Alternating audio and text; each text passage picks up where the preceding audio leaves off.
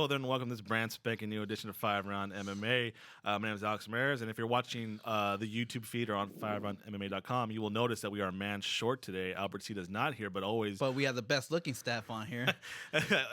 Average it out, right? Me and Guillermo. Alongside me is Guillermo's here. This is 5-Round MMA.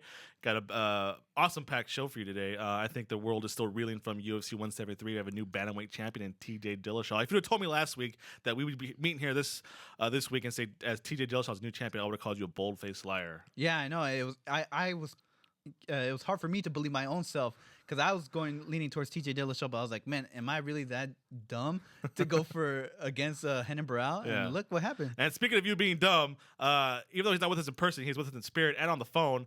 Albert Cita, all the way live from Portland, Oregon, or Portlandia, Oregon. We're the two, right, Albert? Portland, Oregon. Albert's taking the advantage of this Memorial Day Yeah, weekend. he's taking a break from the stage set of Portlandia. Yeah, he's getting out of this heat in Southern California. What's the weather like in Oregon right now? It's beautiful, 74 degrees, and very green. Hey, Albert, you're close to Sacramento. How do you feel the TJ Dillashaw hype? Can you feel the energy coming up from Sacramento up there? I kid you not. I was looking south, and something hit me right in the face at that time. So I'm pretty sure that was the TKO that TJ Dillashaw did. Yeah, it was the gust of wind from one of his punches, or what? Yeah, and I just want to go on the record of saying that I always thought TJ Dillashaw was one of the greatest fighters from that camp. I did believe that he was going to bring the belt home for the alpha males. Yeah. And I see a bright future for TJ Dillashaw. You're lucky we don't have the audio capabilities to replay back some future episodes. Yeah, I know. Or past episodes, I mean, sorry. We're working on that. And so we'll break down that fight and just the meaning, the whole scope of the TJ Dillashaw upset in UFC 173 later on the show. As for right now, I want to play What the Tweet. You guys ready? The worst game you can give to me. But maybe, so what the tweet is basically, I found 5 pretty good tweets about centering last night's UFC 173. I'm going to read out the tweet, and Albert and Guillermo, and then all you want to play? All you try is going to play, trying to guess who sent it out. This is a game that Guillermo's horrible at for some reason. Even though and then this time you guys can't cheat because you can't look at what I'm doing. Yeah, exactly. So I'm thinking that means you could cheat. I'm thinking Albert's not here, so maybe Guillermo will do better. Even though you'd think Guillermo would be good at this game because he's in charge of our Twitter account. Yeah, I know. But and I do see all the tweets, but this is his worst game. Man. All right, so what the tweet? The first one. You guys ready? Yeah. Oh, Albert, you ready? Can you hear me? Yeah, of course. Okay, so first one. At DC MMA with a very impressive win over legendary Dan Henderson. Love the promo after this fight. That's his octagon. Was it A, Kenny Florian, B, Chael Sonnen, or C, Stone Cold Steve Austin? Guillermo, go first. Stone Cold Steve Austin. Albert, go. It was B. B, Chael Sonnen? Yeah. What do you got? Can I change mine to A? A? All I got A, Kenny Florian. Can I change mine to A? You want to? Yeah. All right. You guys are all wrong. It was Stone Cold Steve Austin. Oh, son of a gun. What? Yeah, it's Stone Cold. You can follow Stone Cold at Steve Austin BSR. I'm not sure what BSR stands for, but Steve Austin BSR is official. It's his official Twitter too. That's a little check mark next to it. Just so it's not lying. That's how you know it's real. Yeah. The check mark. So second one, note to self: never doubt Robbie Lawler like ever. Was it A, Rashad Evans, B, John Anik, or C, Kenny Florian? Guillermo. B, John Anik. John Anik. Albert, who do you got? B. John Anik. Ollie the Trolley. C, Kenny Florian. Ollie the Trolley is right. What? Kenny Florian was on fire yesterday on Twitter. You can follow Kenny Florian at Kenny Florian. Second one, angles, footwork, feints, level changes, threats of takedowns. So unpredictable. Chelsea. New champ. A, Brian Stan. He's not giving me my options yet. A, Brian Stan. B, Frank Mir. Or C, Ben Askren. Brian Stan, Frank Mir. I'll say Brian Stan. Brian Stan. That sounds like a Brian Stan comment. A. Albert, who you got? I know it's Brian Stan, but I'm going to go with the dark horse here, and I'm going to go C. C, Ben Askren. All the Charlie, who you got? C, Ben Askren. Gamble's right. It was Brian Stan. You can follow Brian Stan. I told you, I knew it was Brian Stan. Even his tweets are technical, huh? Yeah, I know. That's kind of what gave it away. Yeah. I said Chael Sonnen because yesterday, if you watched UFC Tonight, it was funny because Chael Sonnen's like, my golf partner, TJ Dillashaw. All the guys were on fire last night. It was a great pre and post show for UFC on Fox. You can follow Brian Stan on Twitter at Brian Stan. Number 4, I will never make fun of at DC MMA's height ever again at Fox. Pretty scared of him right now. Is it A, Kenny Florian, B, Chael Sonnen, or C, Brian Stan? Guillermo. I'm going to say B, Chael Sonnen. B, Chael Sonnen. Albert. It doesn't matter because I lost this game for once, and it was Chael Sonnen. Chael Sonnen. Charlie, who do you got? B, Chael Sonnen. Wrong. Kenny Florian, all you guys are wrong. What? I told you Kenny Florian was on fire yesterday. You guys should follow him on Twitter. He was on fire, shooting him out like hotcakes. You already said Kenny Florian. Yeah, but it doesn't mean I can do it more than once. It's not in the rule book. I told you he was on fire yesterday. Awesome tweets. You can follow Kenny Florian at Kenny Florian. All right, last one. Looks like TJ Dillashaw has an extra accessory for his wedding next month. Congrats, champ. Was it A, UFC, the official Twitter account of the Ultimate Fighting Championship, B, Chad Mendes, or C, Joseph Benavidez? I'm going to say A. E? What? There's no sorry, E. Sorry, A. In that case, I say G. G. Guillermo says A. Albert, what do you got? UFC. A, UFC, all the trolley. C. Albert and Guillermo are right. It was A at UFC. Yes, I tie Oliver. At UFC. Looks like, actually, Guillermo won that one. Oh, it's sweet. You got 2 out of the 5 right. So I only had to get 2 right. Dang. Yeah, basically. And you only got 1 right. I probably got 1 right as well. So it looks like I think this is my best attempt at what to tweet yet. Yeah. I fooled everyone. All right, so stick around, guys. We're gonna actually have our reactions to the full card of UFC 172. So stick around. Albert, don't go anywhere. All right. Please visit 5roundmma.com on our social media on Twitter, Facebook, and Instagram. 5roundmma.com. All right, welcome back, Albert. What does one do in Portland, Oregon, for as if you're a tourist? What are some of the tourist spots there? We went Voodoo Donuts, Whitmere Brewery. So beer and donuts. Albert, I thought you were on a diet, dude. He's on vacation. You Come on. put I'm on pictures of donuts vacation. with bacon on top of it. Come on, bro. Would they have that? Bro, That's Yeah, what he was it's eating. they have like crazy donuts over here. I went all the way to Oregon to have some donuts and some beer. I could have just gotten a Yum Yum Donuts, went to my kitchen, put some bacon on top, and there you go, Albert. It's the experience, right, Albert? Yeah, it's the experience. You can't get this greenery anywhere else. All right, UFC 173 took place this last Saturday.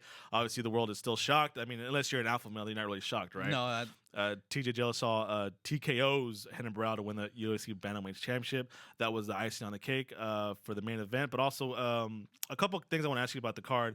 Obviously, Jamie Varner suffered a foot injury, couldn't fight. Takai Mizuki won, defeating Francisco Rivera. Also, the highlights: El Kugui, Tony Ferguson. yes. Another knockout win. Michael Chiesa won. So, but I want to talk about the basically top 3 fights. Yeah. Robbie Lawler versus Jake Ellenberger. Daniel Cormier versus Dan Henderson. The and big of course, storylines. The main event, obviously. So the first one I ask you guys is Robbie Lawler, again, another TKO victory right after she took the fight on short notice, correct? From what I heard, yes. Yeah, so how is like he's almost better the second time around now, right? Yeah. And So how is he defining like father time? He's getting older. You think logically he should be on the well, decline, but just yet look at Dan Henderson, for example. I mean, Dan Henderson. well, kind of when a bad example after Saturday. Well, yeah, but I mean, like now he's super, where he's getting Yeah. close, well, even more older. But I mean, like when he late 30s, early 40s, Dan Henderson was knocking out everybody left and right. I think he just changed his game plan a little bit. I think Robbie Lawler. Yeah. He's there to bang and to knock out people. Again, let me show you why Guillermo doesn't really pay attention to MMA. Okay. Robbie Lawler was a very immature fighter when he first entered the UFC. If you remember, he was almost like a deist. He was very outspoken. He lacked training, conditioning, and then finally, it's just a thing that you get as you get older. You actually like are forced to mature, and I think he's just a mature fighter now. Yeah. And he actually settled down and actually got his striking as clean. The power is always there. Now his striking and technique is even I better. think just watching him, he picks his shots a little Yeah, bit well, better. being having your timing down, it also goes to maturity, right? Being careful, picking your spots, Yeah, if being you watch patient, his right? Being patient. if you watch his older fights, they're not as technical. Yeah. The power is still there, but it's not as clean as he is now. And also, I agree on that. To go on the flip side, Jake Ellenberger. I think Ellenberger pretty much cemented himself as a gatekeeper for the middleweight division, right? I think Ellenberger, we gave too much credit to Ellenberger because of his previous wins. Don't say we, bro. Oh, okay, me. I give him too much credit. I don't think Ellenberger is But I mean, like, up top tier. Yeah, I have his stats here. He's kind of like the gatekeeper. If you can beat Ellenberger, then you deserve to be in the top half of the division. If you can't beat him, then you deserve to be in the bottom half, right? So, Correct. like, obviously, Robbie Lawler defeated him. Rory Mack defeated him. Martin Kattman defeated him. Carlos Condit defeated him. But he does The have cream of wins. the crop. He does have wins over Dale Sanchez, Jake Shields, and John Howard. And those are all those guys aren't on the top half of the division. So it looks like Ellenberger's just kind of like, he's a gatekeeper, right in the middle, the split line, right? Yeah, 5 and above can be Ellenberger. 5 and below can't. So I mean, obviously, but he was on the 4-6 fight win streak that was kind of got him up there. But looks like he cannot handle the big boys. No, right? he can't. Well, before we leave this topic, I think all this tells me is that I really hope Lawrence Larkin goes down to 170 Mhm. because I really do think he can compete in this division. And I mean, we saw what he did to Robbie Lawler. What did you do to Robbie Lawler? Did he? Yeah, remind us what he tore did to him up. Robbie. That's what he did. He did. He did win decision victory back in 2012, and guess where, Albert? What? In Portland, Oregon, he defeated Robbie Lawler. Lawrence Larkin did. So there you go. A little bit of weird karma there. Also, co-main event, DC pretty much proved. Talk about a wrestling clinic. Yeah.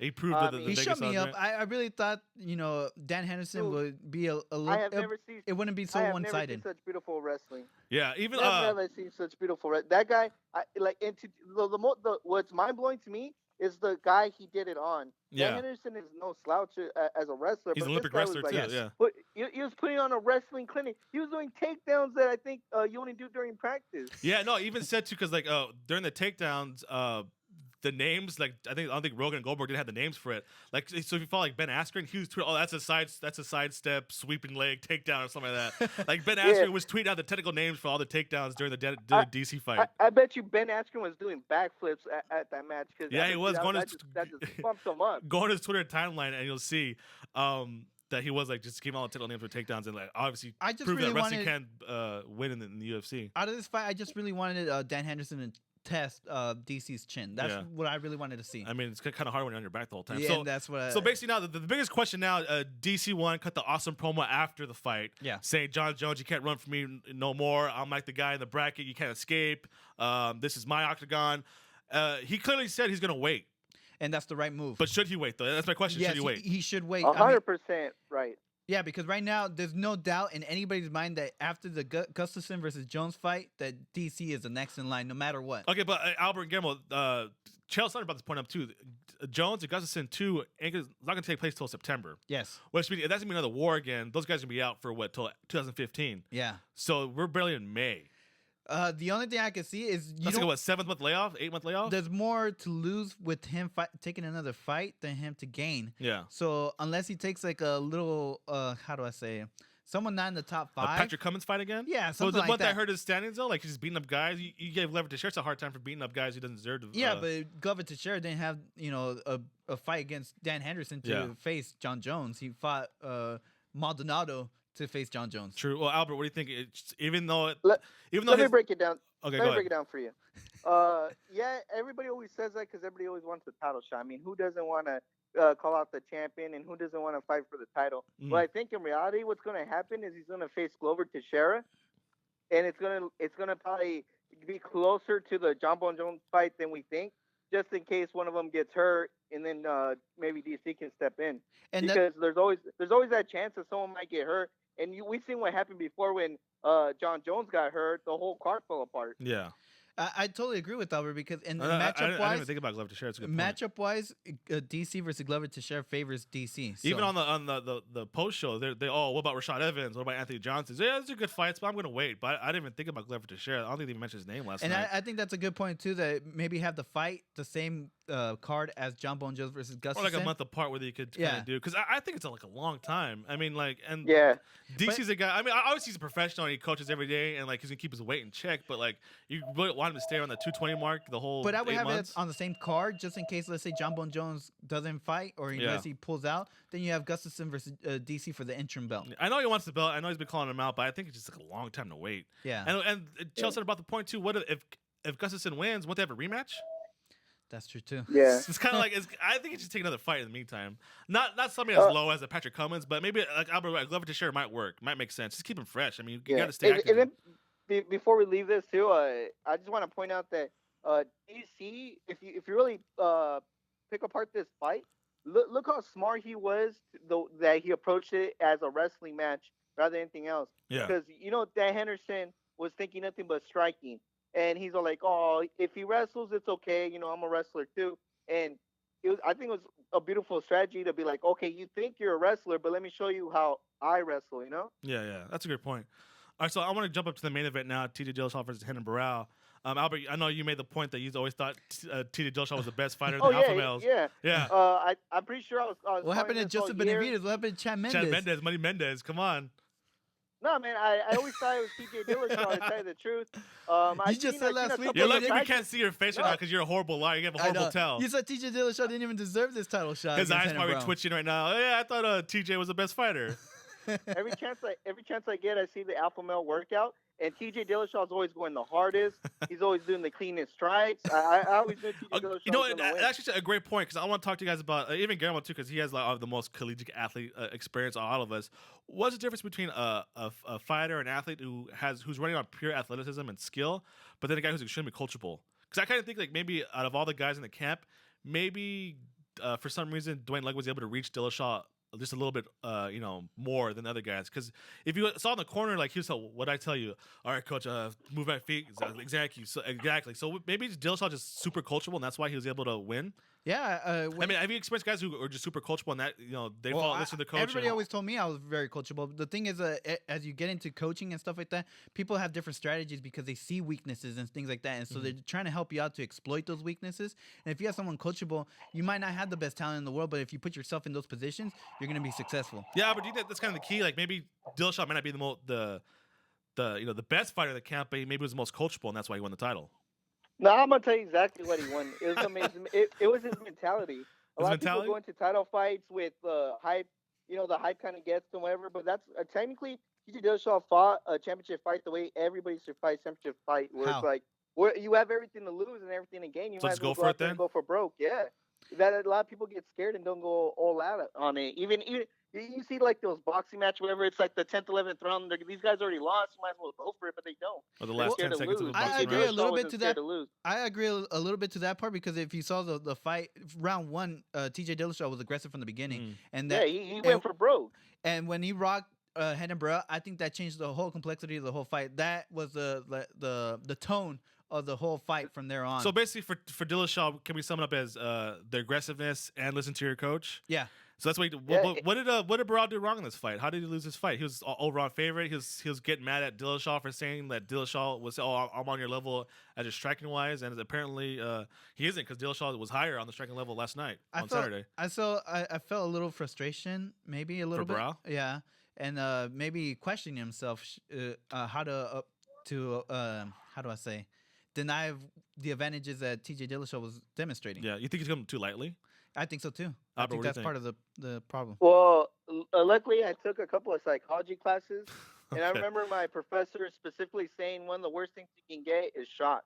And I think that's exactly what happened to Barao. As soon as I think the TJ Dillashaw landed that first punch, shock went into him, and he just kind of paralyzed, and then he was too far behind by the time he was able to compose himself, and that's when you saw the frustration show. And then it's funny because on the post show they were saying that TJ Dillashaw actually took the fight on short notice, that he was supposed to fight a Sensao. So I wonder if that played into a part as well. Yeah, I don't know who was supposed to fight. It was supposed to be Barao versus a Sensao, but a Sensao couldn't make it. Yeah. But then a Sensao just fought earlier before, so I don't understand how this card was put together. But yeah, I don't know. But also, this maybe it was the first time Barao ever got hit. That's what it is, because his first loss was by decision.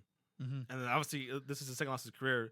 Maybe, like you say, you don't know a guy until he gets hit, right? I brought it up last week. I mean, he had Uriah Faber, the whole camp, because Uriah Faber fought him twice. So, and if you look at it, it seemed like Kenan Barao against Uriah Faber, Barao was the aggressive one. Mm-hmm. Well, he had more to prove, I think, because obviously had a bare notch belt beating Uriah Faber. So I think that helped him out too, having Uriah Faber with all this experience with Kenan Barao. Yeah. Well, however you see it, whether Albert's right, you're right, we're all wrong. We do have a new bantamweight champion. That's TJ Dillashaw. I'm pretty sure I'm right. And go TJ Dillashaw. May his reign be long. Well, now he has to face Michael McDonald. Remember I told you about he's opening the door. He has to face Michael McDonald, Eddie Wineland. Dominic Cruz. Don't forget that. Cruz. So it's going to be a tough title reign. And who was Albert's board last week? A Sensao? A Sensao. Don't forget about him. Oh, and the dark horse, Eric Perez, Albert. Don't forget about him now. Oh, real quick. How many fights before Barao gets a rematch? It's not automatic. He obviously got knocked out, so not automatic rematch. One good performance is back in it. Let's say he faces a Sensao. If he beats a Sensao, I think Henry Barao deserves another title shot. What do you think? I 100% agree. I think he's just one fight away from his rematch. Yep. All right. So that's close the books on UFC 173. So stick around. Got one more segment. I want to talk about we're going to rank Dillashaw's performance and the biggest upsets in MMA history. So stick around.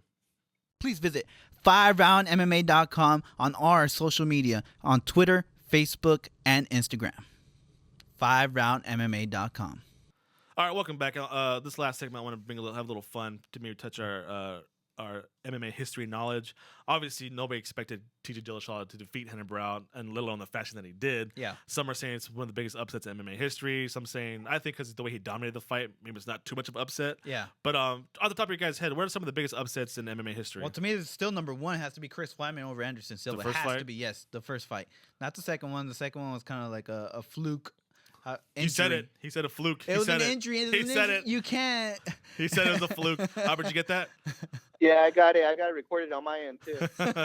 Albert, what about you? What's some of the biggest MMA upsets in history? Well, of course, it has to be when Alexander Gustafsson beat John Bones Jones. I think that was a big one. Are you predicting the future? What are you doing? Wow. Let's just say the air always smells funny in Portland.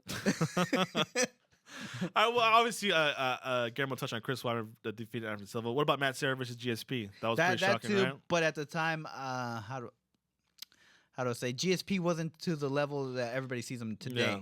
So that's probably why. The BJ Penn one was the big one when Frankie Edgar won. Yes, Frank that Edgar, one was a big one. Because we all knew Frank Edgar was good, but we didn't think he was on that level yet, right? Yeah, exactly. Also, and BJ Penn was in his prime. Yeah, well, kind of a sleeper. You could even make the argument that the Henry Barao win over Uriah Faber was a big upset. I mean, people thought when Dominic Cruz got hurt, Uriah Faber was just going to keep that belt nice and warm from him until he came back. Yeah, that's true too. That's true. Yeah, no one saw Henry Barao coming. Yeah, true. That's kind of what about Brock Lesnar defeating Randy Couture for the title? Is that kind of a no? You think? I mean, obviously he's a physical beast, but this guy that's probably three why fights in and wins you the see title. this Viking coming in. I mean, you expect him to win. Yeah, Albert, what do you think about that one? And I wouldn't say that this TJ Dillashaw was a shock. I would say it's one of the greatest performances I have ever seen. Yeah. Rather than the greatest shock, because I mean, he dominated from the first round to the TKO, and well, obviously that's a performance thing, not necessarily a shock. So she kind of if it would have ended in the first round knockout by Dillashaw, that would have been shocking, right? Yes. That would have been it wouldn't have been as upset. believable. Yeah. Like, oh my God, he, it was a lucky shower, a puncher's chance. What about Fedor versus Fabricio Verdum? Choked him out. No. No. No.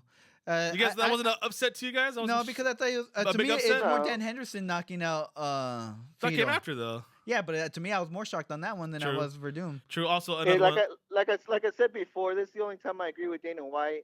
I don't like talk about people that never faced anybody in their life, and then you hype them up. And, he's all on I thought you were Fedor maniac. Fedor fanatic. He said he was the best fighter in the world. This came in from Albert. The best thing that came from the Eastern Hemisphere over there is Alexander Kulsov, and he's in WWE right now. Oh God! Wow. Also, what about Gustafson? Oh yeah, well that's kind of borderline. You're more European, right, than Eastern European. That's more like Northern Hemisphere. You also have I think Royce Gracie winning the first ever UFC tournament, right? This little scrawny guy beating all these buff guys up. That was kind of upset, right? Shocking, right? You guys don't think so? I think so. Yeah. But the thing is, I don't really remember it all too well because I was young look at back the at the time. history. I mean, yeah. But so obviously TJ Dillashaw defeats Henry Barao. I'm gonna touch back a little bit. Do you think his reign's gonna be long? I know it's kind of early to say, but no, I don't think it's gonna be long. Maybe one or two. One or two. Yeah. The thing is, Albert just said it. He fought a Sensei not too long ago. Sensei beat him, right? Destroyed him. So I mean, he's still young. Well, he's actually almost the same age as Henry Barao, but I mean, he has a lot of challenges coming up. He has, he said he would fight Uriah Faber in a recent interview too. So who? TJ Dillashaw. Really? He said if it's for the gold, he'll fight him. Dang. But Faber's probably just licking his chops, huh? Yeah, but I mean, you have Faber, you have Wineland, you have McDonald that Henry Barao all got through. Now he has to go through him. This might be a subject close to all you guys' hearts. I know with the World Cup coming up, and now in the UFC there's only one Brazilian champion. Because is it a precursor for the World Cup? Is Brazil gonna be shut out? Actually, I think the problem with Brazil is they do have a good shot because it's in Brazil. The Yeah. thing is that they're young and inexperienced, just the same thing as the U.S. But Yeah. I wouldn't be surprised if they were knocked out. What would be the biggest upset? The United States wins the World Cup? Yes, that would be a huge shock, especially without Albert's boy Landon Donovan. But I'm sure he's happy because Wondolowski made the team. Is that true? Is that And, true, Albert? I was very excited that Wondolowski made the team, and it's not going to be an upset because I expect the USA to win it. Oh, there you go. USA Pictures 101. So yeah, and overall, TJ Dillashaw, new champion, only one Brazilian left standing. That's Jose Aldo. And are his days kind of numbered now too? Yeah, as champion? Showtime's calling him out, so. So you really think Albert is Jose Aldo kind of numbered in his days as champion? I think so. Especially if he faces Showtime Anthony Pettis, yes. Yeah. If he stays in featherweight and doesn't face, Showtime, he's fine. Could there be a time when? Do you think there'll be ever a time when the UFC where there's not one Brazilian champion? We're coming close. Coming close? I mean, hopefully Machida loses and we can continue. Whoa. he's half Japanese and he lives in the United States. Lives in California. Okay. He doesn't count as Brazilian? Also, but I think I forgot to touch on too that Jose Aldo's going to fight Chad Mendes next. Yeah. So So maybe Money Mendes. Keep that alpha male streak on live, right? Yeah. All right, so I think that's it for this week. I want to thank Albert for taking the time from his vacation to talk to us. What are we going to do now in Portland? Or Oregon, We're actually going to go visit the Oregon Ducks school and maybe get some merchandise. Oh, yeah, you've been to Nike headquarters? I passed by it. I didn't really go in. I was kind of intimidated. I don't know why. Wow. It's funny because Albert, he's a big Oregon Ducks fan. Oh, yeah? But not because of the football or the sports. He's actually a big fan because of the uniform. Oh, yeah? They got the most wonderful uniforms I've ever Well, seen. obviously, when you have the Nike factory just down the street from the school, of course they're going to... Yeah, the co-founder, he ran track for them. So. Yeah, no, so I think he gets like billions of dollars each semester, doesn't he? Right? Not even something year. like that. But all right. So Albert, you should enjoy your time in Oregon. We'll let you go. But next, you'll be back with us next week, right? Of course. Your road trip ends this week. Yeah. All right. So until then, make sure to follow us on Twitter and Instagram at 5RoundMMA. Like us on Facebook and subscribe to us on iTunes, YouTube, and Podomatic. And always check out 5RoundMMA.com. I want to give a big thank you to OvertimeNation.com. Go there to OvertimeNation.com where you can read our articles, commentaries, editorials. Also visit OvertimeNation.com for your one-stop shop for all sports needs from NFL to pro wrestling.